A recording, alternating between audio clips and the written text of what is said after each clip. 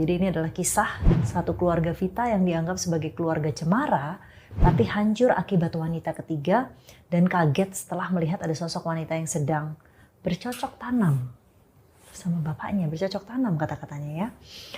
Di situ Vita hanya bengong dan berusaha menjalani hari seperti biasa, tapi bapaknya malah emosi dengan Vita sampai menyiram kuah sop yang panas. Singkat cerita, ayahnya pergi dinas ke Palangkaraya dan keluarga Vita taunya baru pergi beberapa hari lalu, sedangkan tetangganya sudah sadar kalau bapaknya Vita ini sudah pergi bertahun-tahun. Lalu selama masa bapaknya menghilang, satu keluarga Vita mengalami kejadian horor seperti melihat kuntilanak, gimbal di pintu dapur belakang, dan juga adanya bola api panas di atas rumahnya, serta banyaknya kalajengking yang tiba-tiba ada di rumahnya. Nah, hari berlalu, Vita sekeluarga mulai mengetahui kalau itu adalah perbuatan wanita ketiga alias pelakor ayahnya yang menggunakan ilmu sihir untuk menghancurkan keluarga Vita. Jadi ini jujur aja ya, aku ketika denger tadinya ini not based on true story tuh kayak nggak terlalu percaya loh bahwa ini bisa terjadi dan ada gitu loh di Indonesia ataupun di dunia ini gitu. Tapi ternyata it happens ya, benar ya. Jadi iya sih.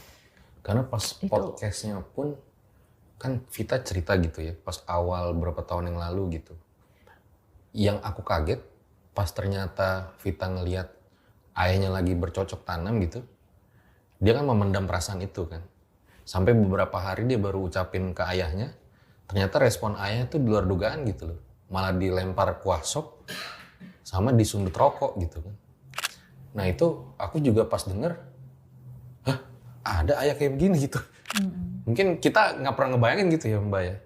Tapi ya it happens gitu. Dan kita bisa bayangin betapa hancurnya perasaan seorang anak wanita terhadap kekasih pertamanya gitu. Iya.